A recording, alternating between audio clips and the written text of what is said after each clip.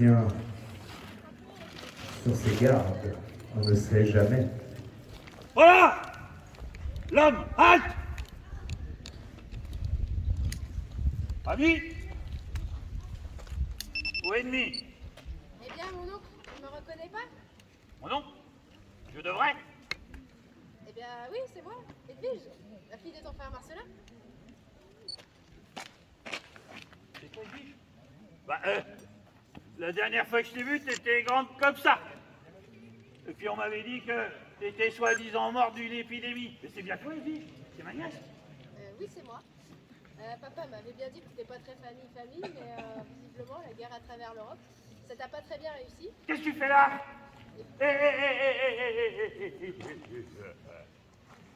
Pourquoi t'aimes bien un homme?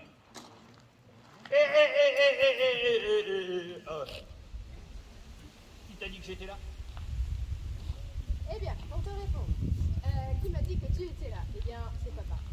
De deux, habiller un homme, c'est quand même beaucoup plus pratique pour voyager et rester discret. Et de trois, qu'est-ce que je fais là? Eh bien, c'est papa qui m'a dit que tu recherchais des éclaireurs et des espions, et que surtout, ta famille. Ah, t'es bien de la famille, toi. Je reconnais, t'étais là. Maman. Il y a un problème. Les espions, les éclaireurs, sont tous des hommes. Et toi? Mais une femme. Et c'est fort dommage. Eh bien, bravo. Au moins, t'as vu, elle n'a pas baissé. À part tes charmes, que tu dois certainement utiliser d'ailleurs, sais-tu utiliser autre chose? Je sais pas moi, une arme par exemple? Mais non, bougre d'âne, pas de ça, je parle pas de ça de moi. Ah, c'est bien la fille à Marcelin. Hein. Non, c'est pas de ce genre d'arme que je te parle. C'est ça. Ça, sache que n'importe quel homme sait, et ce, depuis son plus jeune âge, que ceci s'appelle une épée. Oui, oui, et d'ailleurs c'est fort utile pour régler toutes sortes de problèmes. Il t'a enseigné le maniement, je vois ça. Mais, oui ou non? Un peu. Un peu. Sache que, hors escarmouche, hein, bien sûr, au combat, au duel et tout, mais normalement, tout joueur d'épée doit impressionner son adversaire. Et cela, dès les premières minutes. C'est pour ça qu'à travers son salut, il va dévoiler une partie de sa technique. Qui est reçoit mon salut et surtout admire la technique.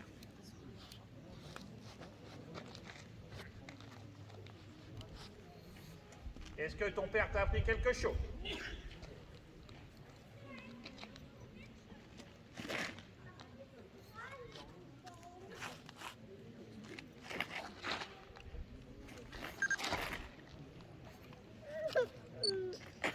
Ah, je vois que mon frère Marcelin t'a donné quelques cours. Vérifions la suite. Ils sont plus. Ah, regarde. Des fois, tu seras en face de gens qui n'auront pas une arme, mais deux armes. Qui a peur? Moins peur.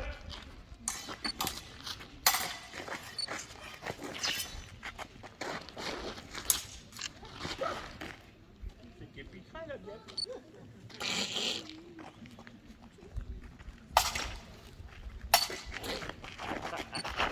Et moi aussi, je peux piquer. Allez, viens voir tonton.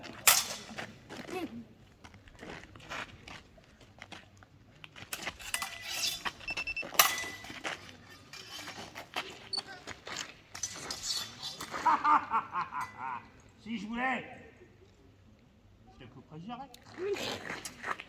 Allez, viens voir tonton.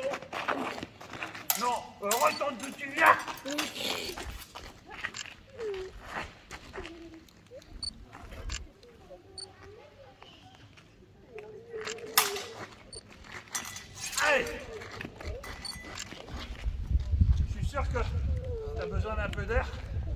Et Ah, t'es fatigué? pas du tout, pas du tout.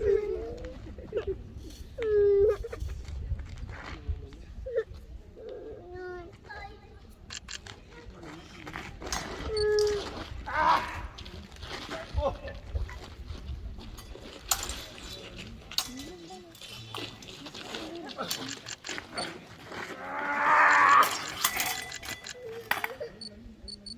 Eh bien, mon oncle, c'est bien d'enseigner aux autres ce qu'est une rapière. Encore faut-il savoir la porter en main durant une escarmouche. Je vois que... Ah, je vois que Marcelin t'a donné quelques cours. Bon, écoute, tu peux être guetteur à ma place, et je te demande dans ces cas-là de rester près du grand tilleul. Mais avant, sache que les Huguenots sont dans les parages, et il semble qu'ils sont en train de reformer leurs troupes pour faire un siège du bois du Tech. Alors, je te demanderai d'agir avec célérité et surtout clarté. On est bien d'accord? D'autant plus que les gens de Sainte-Suzanne, ces royalistes, vont certainement envoyer leurs hommes pour vérifier si nous ne traînons pas dans le coin, voire même apporter quelques renforts. Donc, si c'est le cas, et qu'ils ne sont pas nombreux, je compte sur toi. T'en fais ton affaire, utilise ton bille, direct. Par contre, s'ils sont plus nombreux, alors là, tu te retires doucement et tu rejoins les nôtres. Ah bah, les nôtres, ils sont tous au vieux donjon. Tu vois où c'est? Non. Sur la route d'Evron. Ah, oui. D'accord. Et quand tu arrives là-bas, surtout, tu n'oublies pas de faire le bruit de reconnaissance. Et tu ne connais pas, bien sûr. Ah non, je ne te l'ai pas dit. Alors, le bruit de reconnaissance,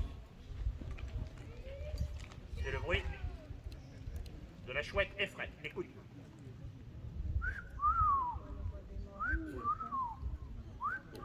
Trois fois. 3 fois. T'as bien compris? J'ai bien compris. Donc dans ces cas-là, je vais y aller, moi. Ouais, apprends mes affaires, emmène-les au camp. Ah oui, oui. Et Oui. je te rejoindrai. Oui, je te fais confiance. Il n'y a pas de souci parce que j'ai affaire ailleurs. Faire ailleurs. Allez, que la journée te soit bonne. Et à plus tard. À plus tard. Ah, il est bien gentil, mon oncle, mais il se fait vieux quand même, hein. Près du vieux tilleul. Tout le monde me verra si je me mets là. Je vais plutôt me mettre là-bas, près du muret. Ça fera mieux.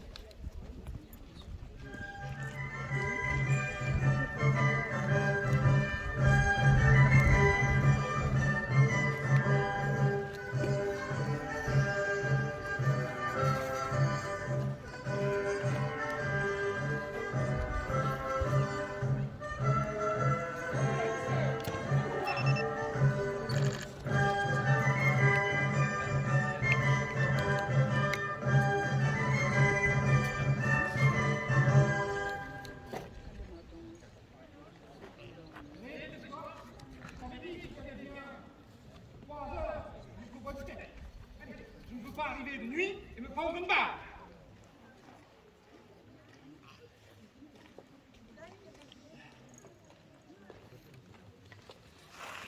Allez, allez.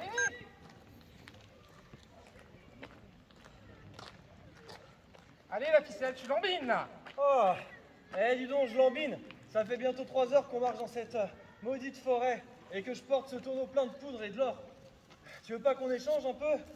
Ah non, moi je suis en possade. Attends, toi, en possade? Mais t'as tout oublié ou quoi? T'es qu'un simple grouillot, tout comme moi. On vient de la même rue, de la même église. Certes, je te l'accorde, je n'ai pas encore été nommé en possade. Mais à ce rythme, je te le dis, je serai en possade à la fin de l'année et très certainement caporal l'année prochaine. Mais non, tu dis n'importe quoi, tu exagères. Ne t'inquiète pas, ma bonne ficelle. Quand je serai caporal, tu seras mon empessade. Empessade la ficelle. Ça sonne bien, non? Mais attends, je crois que tu as bu un peu trop de bière à la taverne du chien qui fume. T'as complètement... t'es complètement devenu fou. Mais non, tu es juste jaloux. Jaloux que le sergent ne t'ait pas confié la responsabilité de cette mission. Alors là, non, je ne suis absolument pas jaloux de ça. Mais si le sergent n'aurait confié cette mission qu'à un homme de confiance, un empessade au minimum. Mais non. Je t'explique. Convoyer de la poudre et De l'or. de l'or pour ravitailler les troupes royalistes est une mission des plus périlleuse. Or, le sergent est un génie. Nul n'oserait se douter que seulement 2 soldats s'acquitteraient de cette mission des plus importantes. Il faut pour cela, ma ficelle, des hommes d'exception. Ah, alors ça, je suis bien d'accord avec toi. Nous sommes des hommes d'exception. Oui, des hommes d'exception. Salut, mes amis. J'ai un marché à vous proposer que vous ne pourrez pas refuser. Donnez-moi votre or et votre poudre, et je vous laisserai en vie. Sinon... Sinon quoi? Et puis, comment tu sais que nous transportons de la poudre et de l'or? C'est une mission secrète et nous avons été des plus discrets. ça oui, discret. Toute la forêt est au courant que vous transportez de la poudre et de l'or.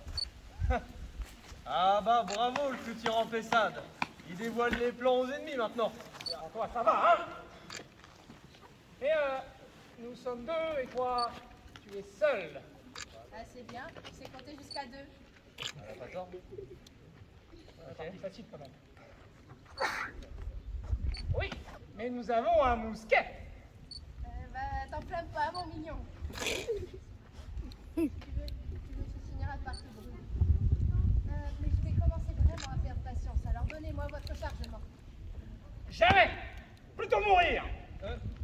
Attendez, excusez-moi une petite seconde. Mourir, tu es vraiment sûr la bouloche? Voyons la ficelle! Il est du devoir des sous-officiers que de montrer l'exemple, que diable! Quant à toi, tu es du mauvais côté du mousquet. Recharge la bouloche, je vais m'en occuper. À nous deux.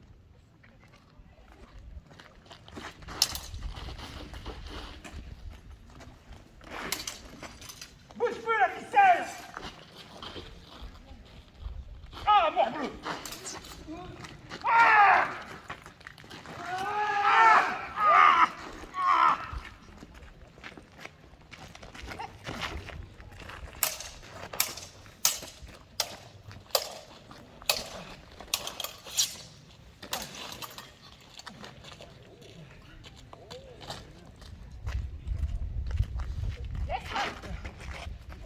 Allez, retourne chez ton hérétique de maître. Et vous avez les remerciements de Merca pour ce cadeau. Et dites-leur bien que c'est la guêpe qui vous a tout piqué. Ah, et en plus, c'est une femme.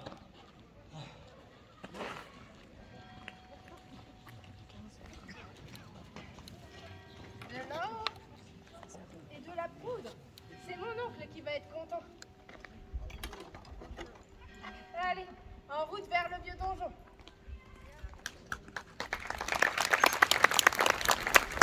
C'est déjà fini?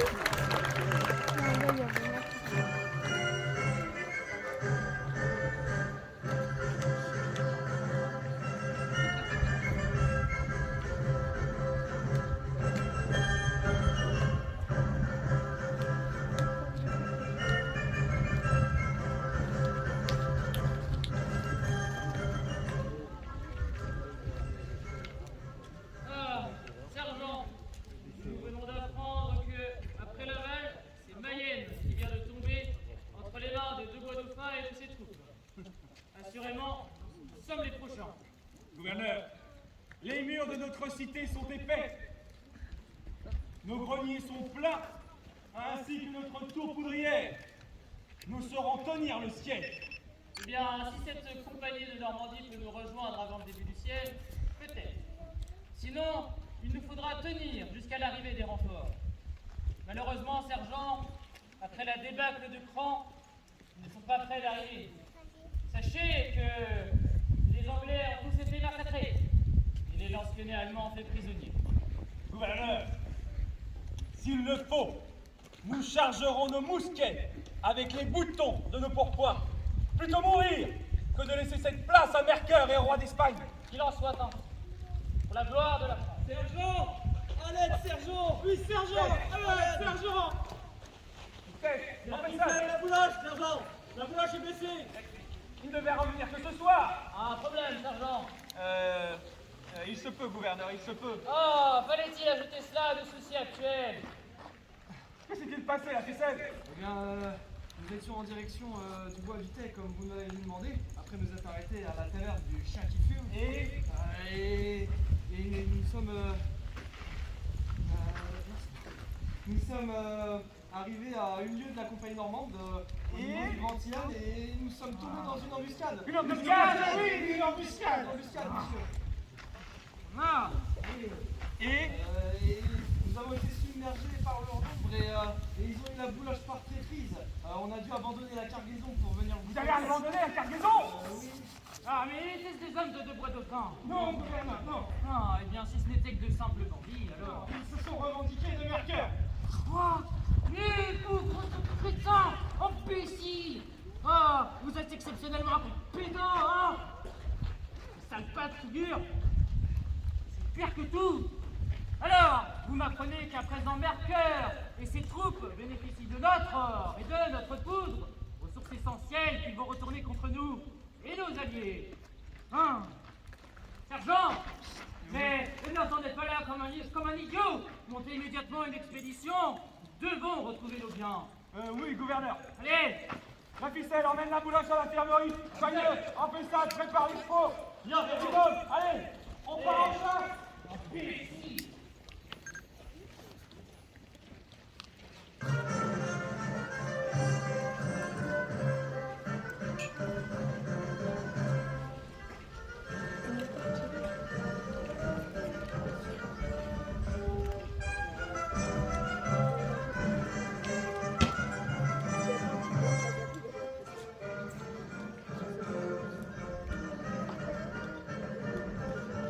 Ah, Agnès.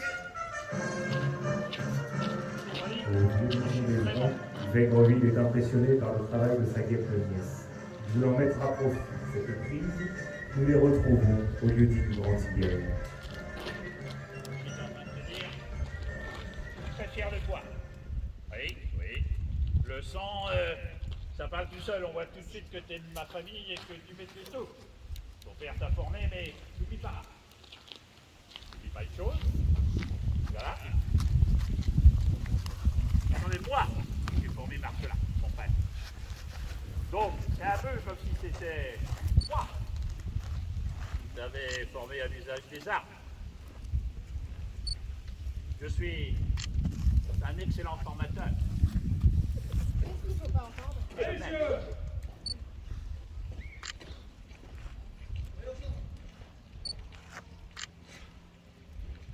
gouverneur, nous sommes prêts à donner la chasse à ces traîtres, à ces renégats. Fort bien, fort bien. Et si vous pouviez nous en rapporter un ou deux pour que nous puissions les interroger, cela nous serait fort utile. Et surtout, réduirait quelque peu l'empreinte de leurs compétences de vos hommes. Bien, gouverneur. Et Empessade, il prend la bouloche avec toi. Vous l'encerclez le bois du Thé par le sud. La ficelle, tu viens avec moi. Nous les encerclons par le nord. Et nous allons les faire sortir. Ah, ma nièce, comme je te disais, vraiment fière. Mais il faudrait que je te fasse visiter un peu plus le coin. Que tu connais pas. Tu connais la ville de Mayenne? Non? Magnifique. Une ville magnifique. Il y a un pont l'autre jour. Sur le pont, extraordinaire. Il est beau. Et là, qu'est-ce que je vois? Là? Sur le parapet, un homme assis, résigné, une grosse pierre sur les genoux, une corde autour de la pierre, cette corde attachée à son cou. Uniquement, tout de suite, je me dis, mais non, c'est pas possible. Un bon chrétien ne peut pas se suicider, c'est pas possible. Son âme n'ira pas au paradis, il ira au purgatoire. Donc j'agis et je me précipite vers lui pour lui dire de ne pas sauter. Et alors, il me dit, pourquoi je ne devrais pas sauter? Comme ça. Ben, j'ai dit, moi je ne sais pas, il y a des gens intéressants avec qui on peut partager des valeurs. Hein, et c'est toujours intéressant de pouvoir... Et il dit, c'est pas ce qu'il me dit à ce moment-là. Qui et pourquoi? Je sais pas, en sujet de conversion. Alors je lui dis, oh, vous êtes athée ou croyant? Il me répond croyant. Ah, ça va déjà mieux. Ensuite, je lui dis, mais croyant, vous êtes plutôt chrétien ou juif? Il me dit chrétien. Me voilà rassuré. Et là, je lui pose la question, chrétien, oui, mais catholique ou protestant? Et là, je te le donne en mille, il me répond, protestant. Non. Et qu'as-tu fait? Et ben là, j'ai sauté dessus, je l'ai pris par le callback, et là, je l'ai jeté par-dessus le parapet, là, il est tombé dans la rivière. J'ai regardé nager. Ben, il nage pas bien. D'autant plus qu'il a une grosse pierre attachée au cou. Et je dirais même qu'il faisait plutôt du sous l'eau. Et d'ailleurs, mes amis m'avaient prévenu. À la Saint-Barthélemy, ils en avaient balancé plein de d'eau. Hein. Ben, ils ne savaient pas nager non plus. Voilà. Là, t'as eu bien raison. Parce qu'un bon hérétique est un hérétique mort. Mort! À mort, les hérétiques! Au nom du gouverneur de la ville royale de Sainte-Suzanne et notre de bon roi, Henri IV, roi de France et de Navarre, je vous somme de vous rendre. Bien! Agnès, c'est le garde royal. Je vous laisse quelques instants pour sortir sans armes. Ce seul fait pourra peut-être amoindrir le courroux de notre gouverneur. Là! Monsieur! Sachez que jamais Végreville ne se rendra ou déposera les armes. Surtout pas à des traîtres et à des couards. La sainte Église catholique, apostolique et romaine n'auront jamais foi de Végreville. Eh bien, monsieur, sachez que je vais vous faire une faveur. Car aujourd'hui, vous connaissez maintenant le lieu et l'heure de votre mort. Et sachez, monsieur, qu'avec votre tête, aujourd'hui, je la mettrai au bout d'une pique devant notre forteresse. Compagnie, vive le roi! Vive Henri IV! Vive Henri IV! Changez! Nous sommes encerclés!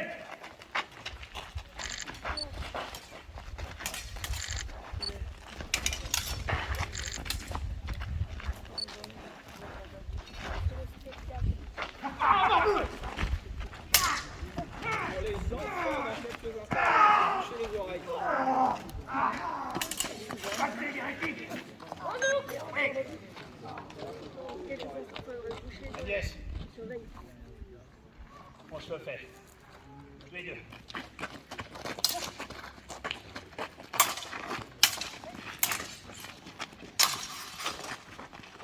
Non, ma Agnès, non.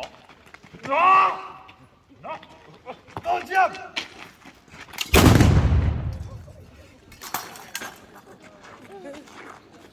Un coup de tir! Arme à terre!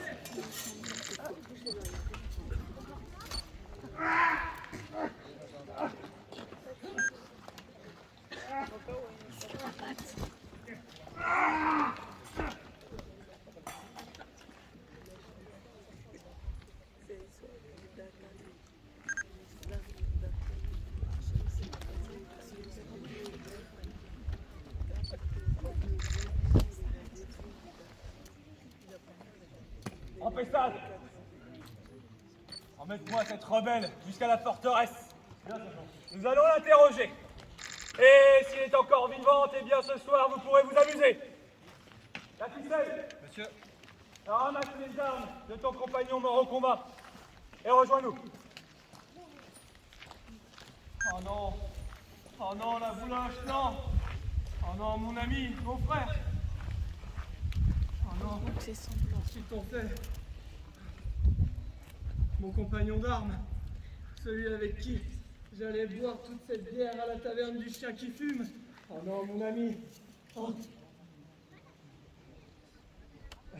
oh non! Avec qui maintenant est-ce que je vais pouvoir monter la garde? Avec qui maintenant est-ce que je vais marcher toutes ces heures, tous ces kilomètres dans le crottin de cheval? Oh non, c'est pas possible. Tout compte fait, il me semble me souvenir aussi que... Je crois que tu me devais 10 pièces d'or. Il devait y avoir une histoire comme ça, hein? Et... Évidemment, t'es fauché comme les blés, hein? T'as encore tout vu? T'as pas de famille pour me rembourser, hein? Ça t'arrange bien. Ah. Espèce de bâtard, tiens! Prends ça! Prends ça! Ah. Et ça! C'est la monnaie de ta pièce! Ah. Espèce de radin! Et je dirais même pas la messe pour toi!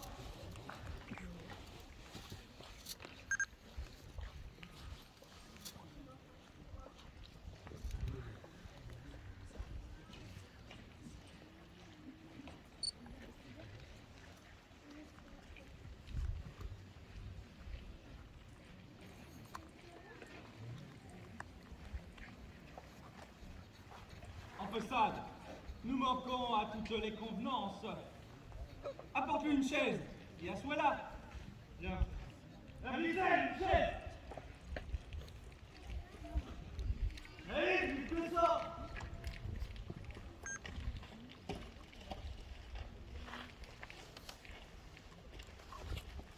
Qui c'est la chaise? Si. Excusez-moi, Jean.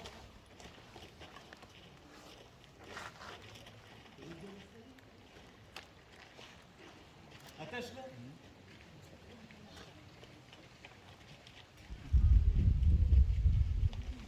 Alors, qui sont tes complices? Viens me le dire. En fait ça, va chercher le gouverneur, je sais qu'il aime s'occuper de poser des questions. Hein? C'est qui? Ah! Ça va? Voulez-vous qu'on va s'occuper? Je vais m'en occuper moi-même. Yes.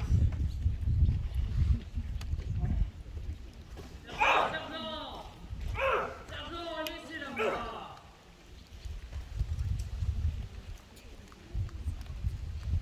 Je vais m'occuper de cette garce. Alors, c'est donc elle. Ok. À première vue, gouverneur. Alors, que savez-vous d'elle? Rien, gouverneur.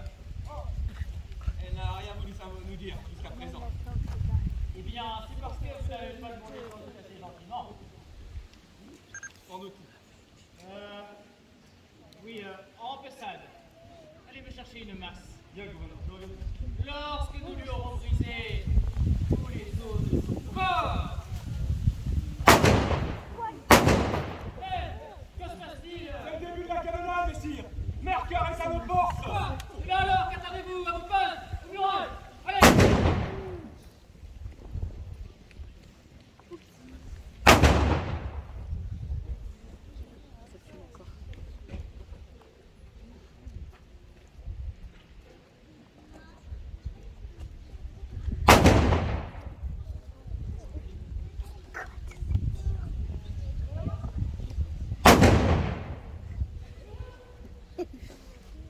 Ça y est?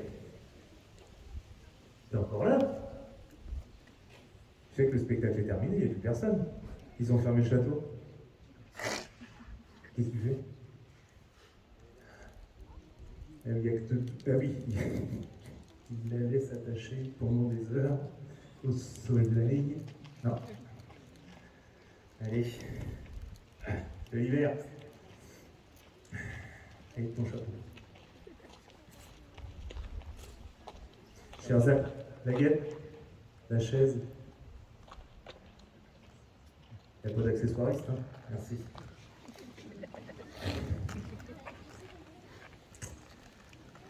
Après plusieurs jours de lutte acharnée pour la garnison de Sainte-Suzanne, un boulet de canon réussit à atteindre la tour poudrière qui la fit exploser.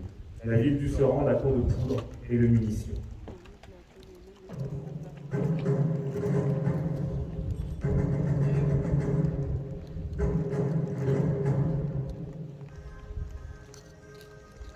En 1594, Urbain de Morancy, Laval, Bois-Dauphin délaisse le parti de Mercœur et se range aux côtés du roi de France. Il rend la ville et sa forteresse à son propriétaire. En septembre de la même année, le roi vend la cité à sa femme, la reine Marguerite de France, dite la reine Margot. Excuse-moi la voix off, là tu fais quoi? Je termine l'histoire. Ça c'est mon travail de narrateur. Ah bon? Relis-le. Alors, page 36, Voilà, page 36, c'est ça. 6, didascalie, le narrateur raconte le destin de la forteresse, Voilà. et à la fin, le public applaudit à tout rompre. Ah, voilà, le public applaudit. Ok. Voilà, merci. Je te laisse. Voilà, je le mets bien. Et en fait, est-ce que je te laisse la musique? Oui, s'il te plaît, un petit fond léger. Bonne fin de spectacle à toi. À bientôt. Quand même. 10 ans plus tard, l'ex-reine de France vendra à son tour à Guillaume Fouquet de la Varenne, qui celui-ci entreprendra des travaux de transformation, édifiant le logis que vous pouvez voir devant vous aujourd'hui. Mais l'assassinat en 1610 d'Henri IV mettra fin à ce projet de transformation de cette forteresse en une magnifique demeure résidentielle. Il est temps pour moi maintenant de refermer cette porte, ouverte ensemble il y a quelques minutes maintenant, de réveiller nos morts et d'inviter toutes les lames de Sévigné à saluer notre public.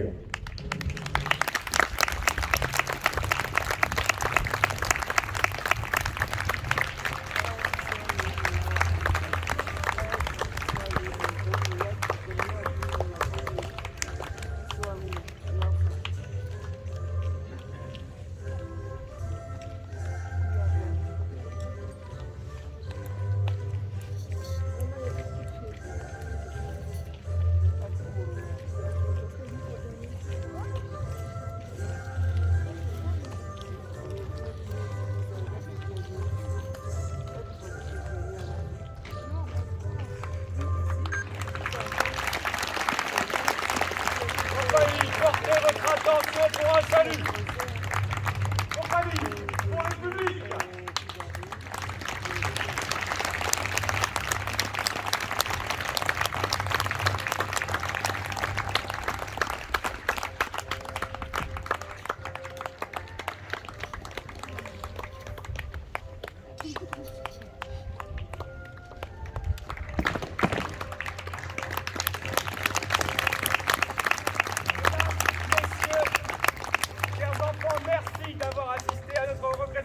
Théâtrale. Je souhaiterais remercier le département de la Mayenne, le service du patrimoine ainsi que les équipes du SIAP qui nous accueillent aujourd'hui, qui nous font confiance depuis de nombreuses années maintenant. Encore merci à eux. Dans le rôle de notre guêpe, Ménami.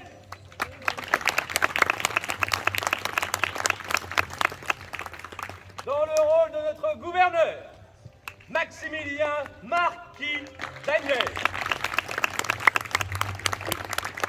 Dans le rôle de notre ficelle, Joachim. Dans le rôle de notre narrateur passeur d'histoire, Romain.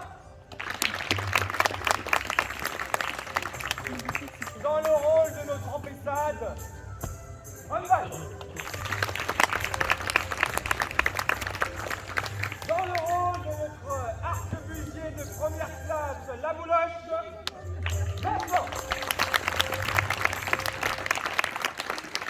Dans le rôle du plus traître des rebelles, notre Végreville, Morangé Morel du Plessis. Pour votre bon plaisir. Et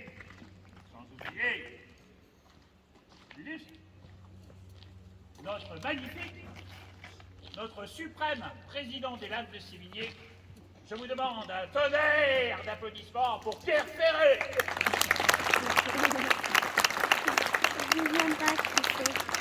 Mesdames, messieurs, chers enfants, encore merci. Nous vous souhaitons une très bonne fin d'après-midi ici à Sainte-Suzanne. Si les petits ou les plus grands ou les mamans veulent se faire prendre en photo Je m'occupe des mamans. avec nous, ce sera avec un grand plaisir. Si vous avez des questions, ce sera pareil. Nous serons heureux d'y répondre dans la mesure de nos connaissances. Sur ce, bonne continuation à vous, compagnie Rompéan.